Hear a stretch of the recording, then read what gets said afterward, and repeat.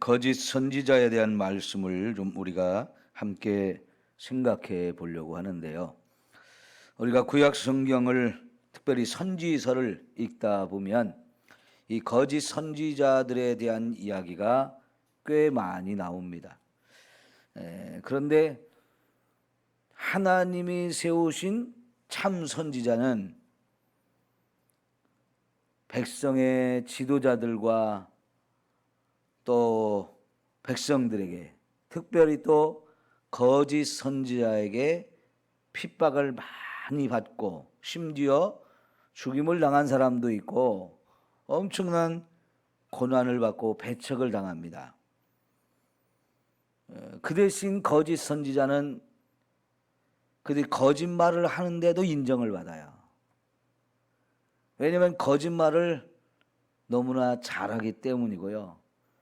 그들은 하나님이 그들을 선지자로 세우지 않았는데 선지자 노릇합니다. 그럼 하나님이 세우지 않았으면 하나님으로부터 말씀을 받은 게 없는데도 자기들은 하나님으로부터 말씀을 받았다라고 얘기합니다. 그들에게는 그들이 하는 말이 거의 대부분 거짓말이라고 볼 수 있는데요. 이들이 백성을 미혹하는 방법이 뭐냐면 사람들이 듣기 좋은 얘기를 한단 말이에요. 어떤 면에서 보면 하나님이 선지자들을 보냈을 때 그 선지자들은 하나님으로부터 받은 말씀을 선포할 때 대부분은 백성들의 죄를 책망하는 내용이었고요. 그 죄를 회개하지 않으면 하나님의 무서운 심판이 임한다는 말씀들을 선포했어요. 그런데 거짓 선지자는 그런 거 믿지 말라는 거예요. 우리 문제 하나도 없다는 겁니다. 우리 잘못한 것도 없고 죄진 것도 없고 하나님의 심판이 아니라 하나님이 우리에게 평안을 주고 우리에게 축복하신다, 이런 이야기를 하는 거지요. 그러니까 백성들이 듣기 좋아하는 그런 사탕발림을 통해서 사람들을 미혹하는데 안타깝게도 너무나 많은 사람들이 거기에 다 미혹이 되는 거예요. 왕도 마찬가지고 종교 지도자들도 마찬가지고 정치 지도자도 마찬가지고 다 그렇게 함께 이 거짓 선지자들에게 너무나 미혹을 당하는데요. 그런 거짓 선지자들이 판을 칠 때는 어김없이 언제냐? 세상 끝날이에요.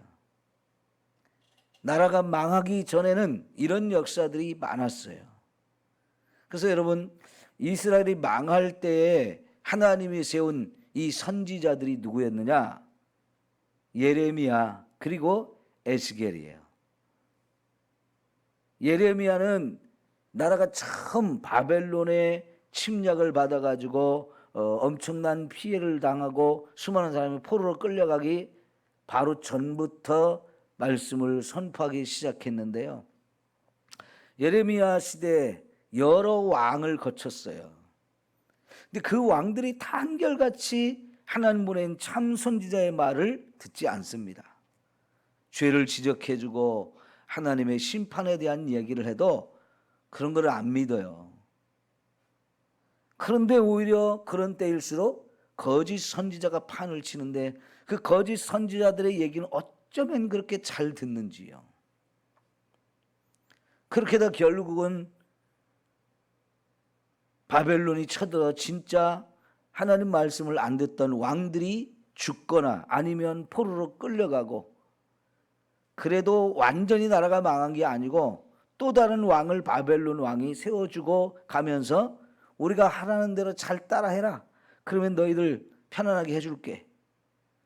그리고 갔는데 금방 배반하고요, 하나님도 배반하고 또 딴짓을 해요. 그래서 예레미야가 계속해서 그러면 안 된다라고 이렇게 말하는데 여전히 거짓 선지자들이 활개를 칩니다. 하나님이 이번에는 저 포로로 끌려간 사람 중에 선지자를 세웠는데 그 사람이 에스겔이에요. 에스겔은 포로로 끌려가서 하나님의 말씀을 받았는데 아직 고국 땅에 남아있는 사람들이 여전히 정신을 안 차리고 하나님 말씀을 안 듣고 죄를 짓는단 말이에요. 근데 그들 가운데 또 거짓 선지자들이 또 판을 치니까요. 이 에스겔 선지자를 통해서도 거짓 선지자들에 대한 이야기를 자꾸 하십니다. 그러다 결국은 이 거짓 선지자에게 계속 미혹을 당하니까 하나님이 더 이상 이 나라는 소망이 없다면서 나라가 완전히 망하게 하지요. 그런 시대는 거짓 선지자들이 얼마나 활개를 치는지, 또 그 거짓 선지자들이 숫자가 많아져 가지고요, 참 선지자는 그들에 의해서 계속 고난을 당하고 힘들어져요. 그래서 예레미야 같은 사람은 너무나 그런 현실이 아파서 눈물을 많이 흘렸어요. 망해가는 백성들, 하나님이 내린 심판을 받아서 그 심판 속에서 고통받고 있는 백성들, 하나님이 전해주는 말씀을 받아들이고 회개하면 그런 일이 하나도 없이 아무리 죄를 져도 다 용서하시고 무너진 나라도 다시 세워준다고 하는데도 불구하고 나라가 망해가는 걸 뻔히 보면서도 말을 안 듣는 그 어리석음과 그 완악함에 아주 치를 떨면서 많이 울지요. 여러분, 어쩌면 이런 일들은 이 마지막 시대에도 또 똑같이 되어질 거예요. 안타깝게도 수많은 역사학자들이 역사를 연구하면서 얻은 결론 중에 하나는 역사는 계속해서 반복된다는 거예요. 반복. 좋은 것도 반복되지만 나쁜 것도 계속 반복된다는 거예요. 그거를 여러분 솔로몬이 지은 전도서의 표현으로 하면 해 아래 새 것이 없다 하는 거예요. 이 하늘 아래서 인간들이 사는 모습은 옛 것을 자꾸 반복하는 것이지 새 것이 전혀 없다는 겁니다. 그러니까 여러분, 우리가 이렇게 해 아래 새 것이 없이 계속 어리석은 일들이 반복되어진다는 것을 우리가 깨닫는 사람은요, 우리 조상들이나 선조들이 잘못한 그런 잘못을 반복하지 않고 그런 가운데서 자기를 깨워서 오직 해 아래가 아닌 해 위에 있는 세상, 그 해 위에 있는 하나님 나라가 있다는 걸 알고 그 하나님 나라의 진리를 꽉 붙들고 그거를 바라보면서 살아요. 왜냐하면 해 아래는 새 것이 없지만 해 위에는 항상 새 것이 있어요.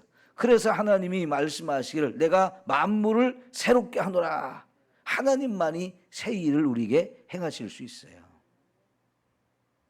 이 잘못된 어리석은 죄된 것을 반복하지 않고 정말 하나님 주신 진리를 따라 살아가는 것이 필요한데, 그러지 않으려면요 진짜 거짓 선지자를 우리가 잘 분별하고 거기에 속지 않아야 돼요. 그러려면 우리가 늘 깨어 있어야 되고 말씀으로 무장하고 성령으로 충만함을 힘입을 때 그 성령께서 진리 가운데 우리를 인도하는 진리의 영이다 그랬어요. 우리가 하나님의 말씀과 성령으로 더욱 충만해져야 할 줄 믿습니다. 자, 그래서요 이 거짓 선지자들에 대한 이야기를 예레미야서와 에스겔서를 통해서 잠시 한번 찾아보려고 하는데요. 예레미야 27장입니다.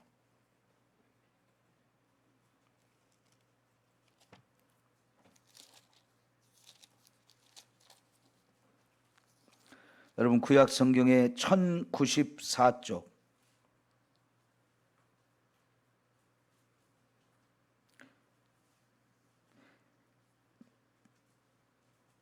16절부터 보겠습니다. 예레미야 27장 16절부터 좀 기니까요. 일단 찾아서 보도록 하겠습니다. 27장 16절.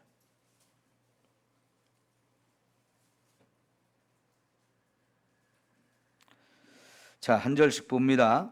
내가 또 제사장들과 그 모든 백성의 전하에 이르되 여호와께서 이와 같이 말씀하시기를 보라, 하나님의 성전에 기구를 이제 바벨론에서 속히 돌아오리라고 너희에게 예언하는 선지자들의 말을 듣지 말라. 이는 그들이 거짓을 예언함이니라. 자, 지금 이 이야기는요, 바벨론에 포로로 끌려갈 때 1차, 2차, 3차에 걸쳐서 끌려갔어요.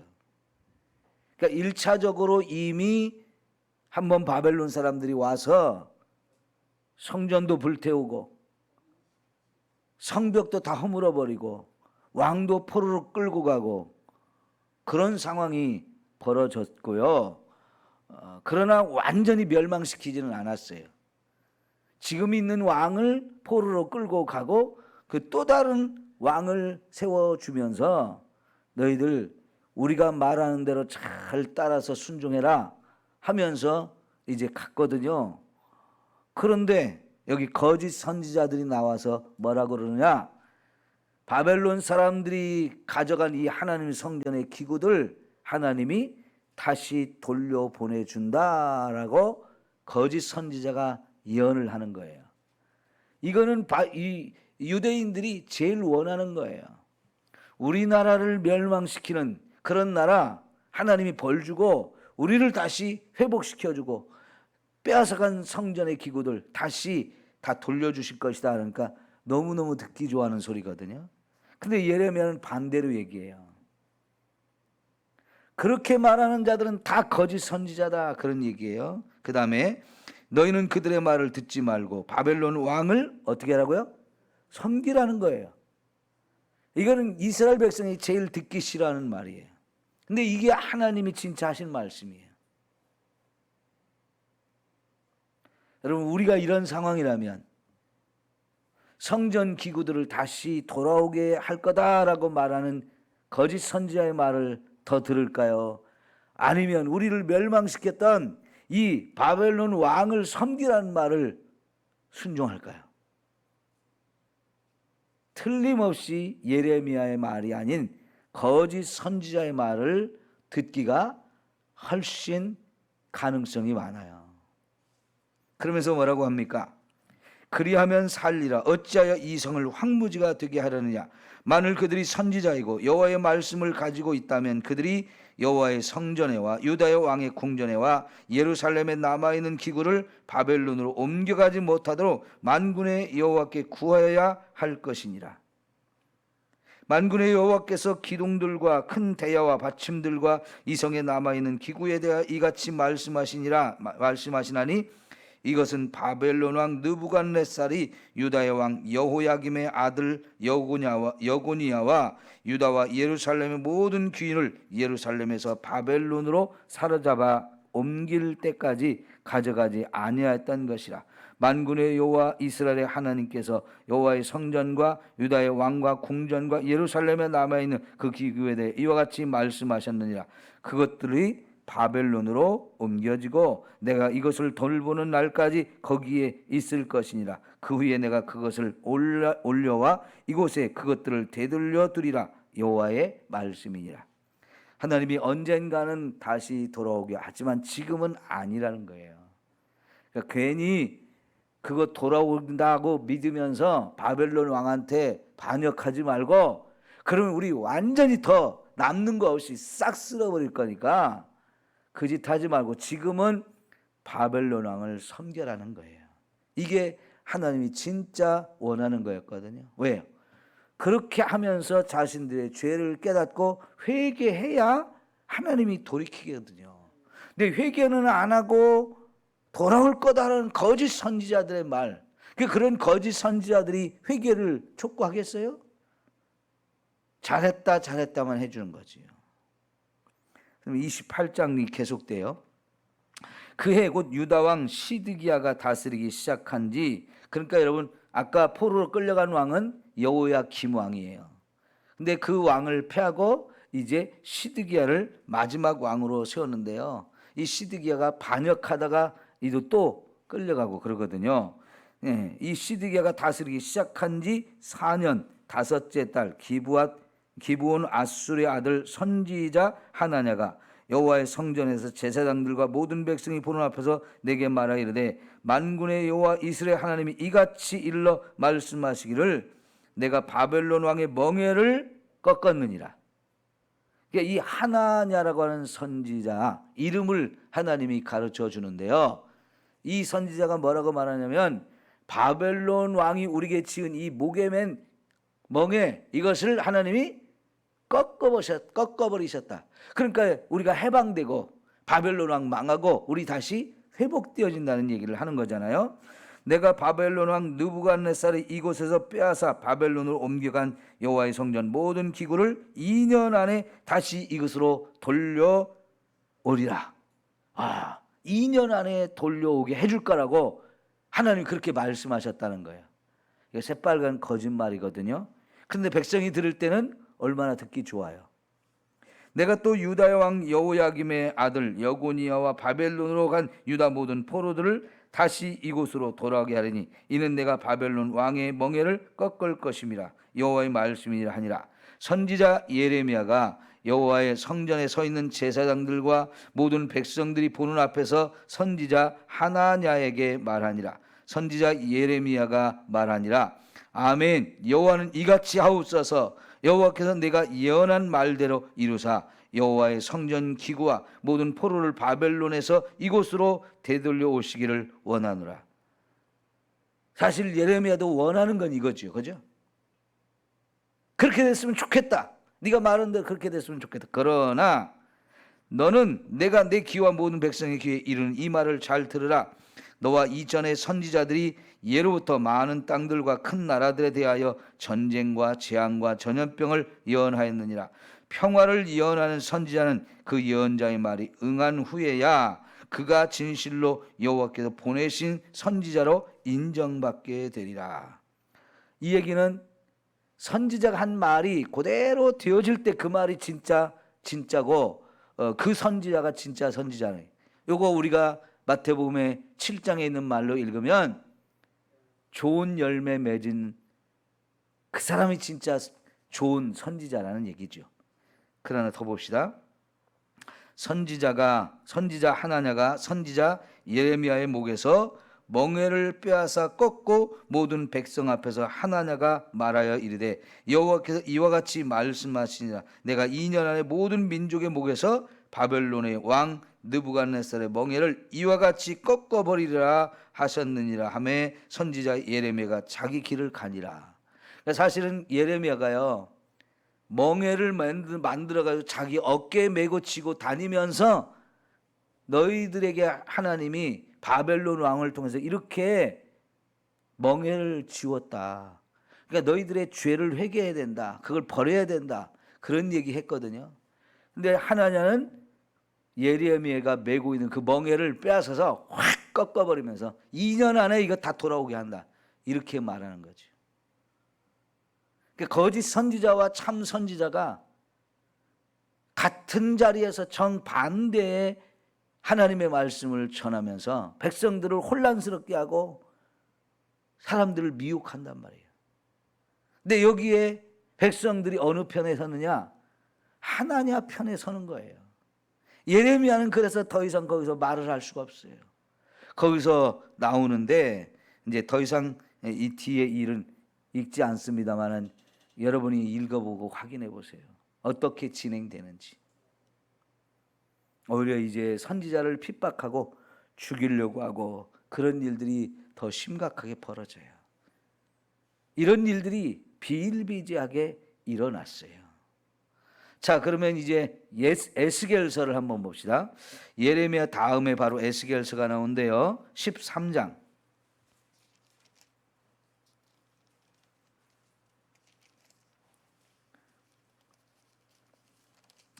에스겔 13장의 말씀을 보겠습니다. 1절부터 봅니다. 자, 여호와의 말씀이 내게 임하여 이르시되 인자야 너는 이스라엘에 예언하는 선지자들에게 경고하여 예언하되 자기 마음대로 예언하는 자에게 말하기를 너희는 여호와의 말씀을 들으라 그랬어요.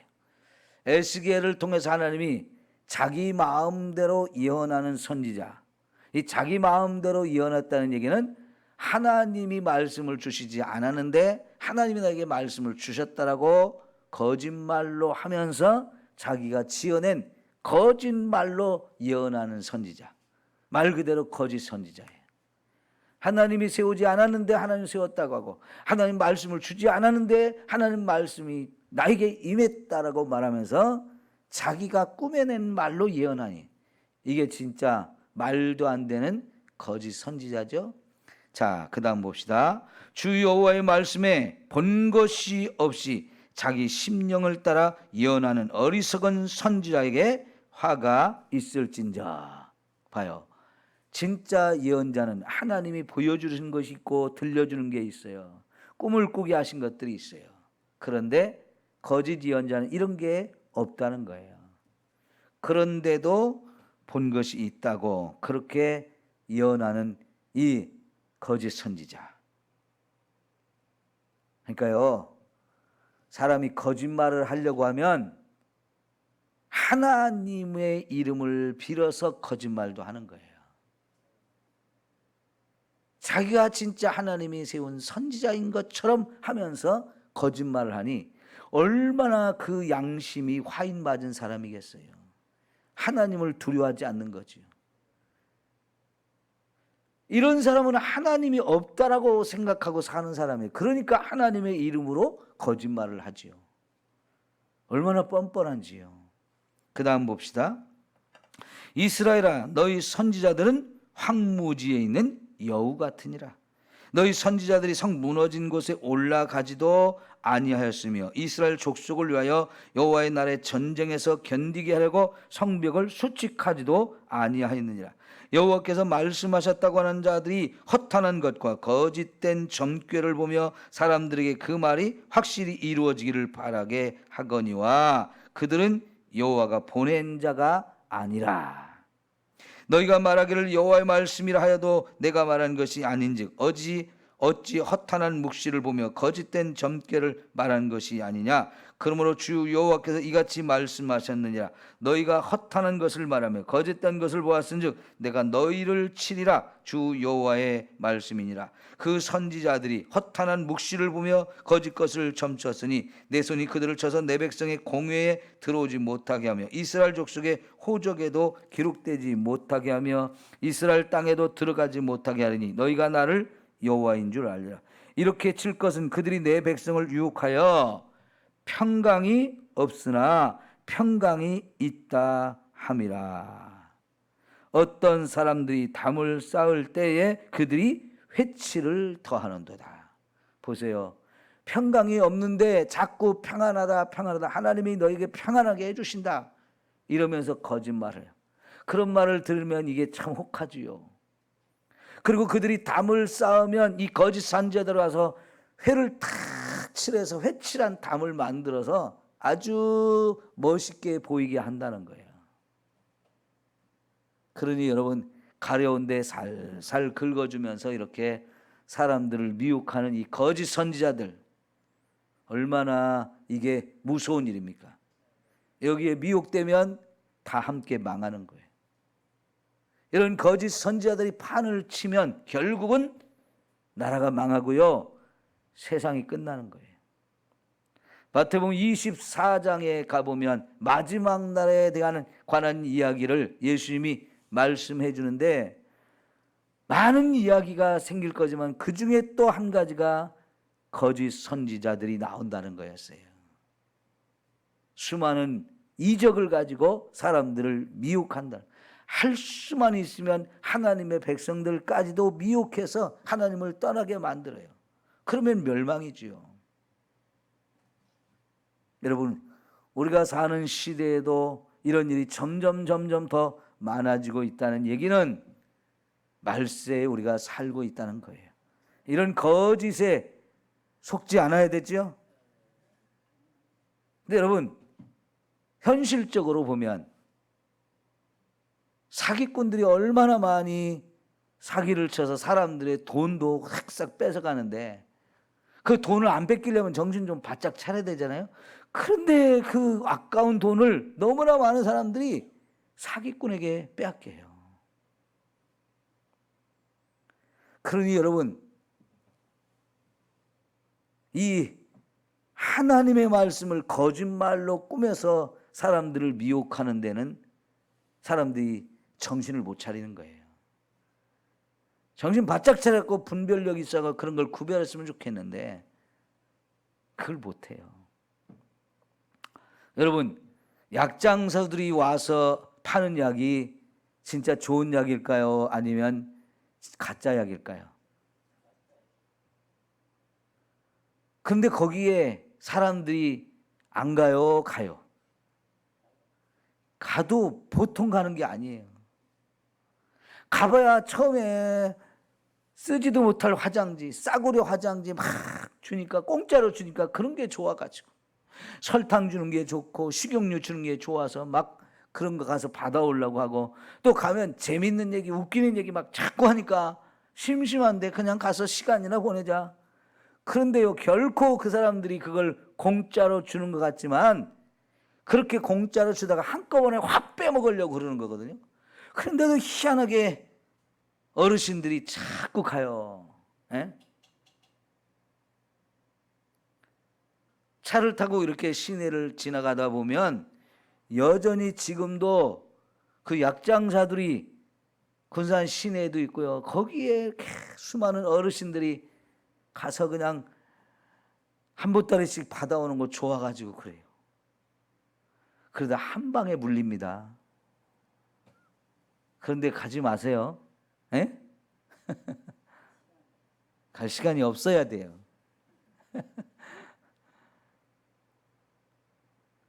근데 젊은이들은 그런데 안 가는데 어르신들은 거기 이렇게 잘 가요. 이제 나이를 먹어가면서 진짜 이제 분별력이 자꾸 잃어버리는 거예요. 돈도 사기를 당해야 되면 안 되지만 영혼을 사기를 당하면 안 돼요. 영혼의 사냥꾼이다, 그런 표현이 나오거든요. 여러분, 이 영혼의 사기꾼들, 거기에 우리가 속게 되면 진짜 망하는데요. 자, 여러분이 13장 17, 18절만 한번 보고 끝낼게요. 17, 18절.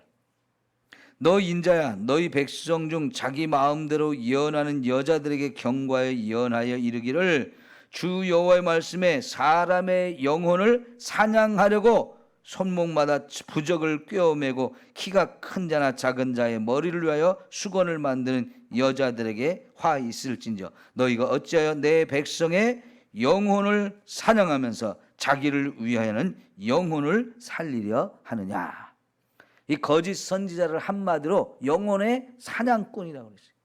무서운 얘기잖아요. 우리 영혼을 멸망시키는 자들. 예? 이게 거짓 선지자들의 정체예요. 이 거짓 선지자에게 속으면 망하는 거예요. 망하는 거예요. 그러니까 여러분, 이단에 빠지면요, 그게 잘못된다는 거 알아도 빠져나오기가 힘들 뿐만 아니라, 빠져나왔는데, 어렵게 빠져나왔는데 다음에 보면 또 다른 이단에 빠져. 희한해요. 여러분, 그런데 아예 발도 들이지 말고 귀도 기울이지 말고 아예 매섭게 몰아쳐야 돼요. 확 끊어버려야 돼요. 이단은 항상 경계하고 또 경계해야 됩니다. 그래서 우리의 영혼의 사냥을 당하면 안 됩니다. 기도하겠습니다.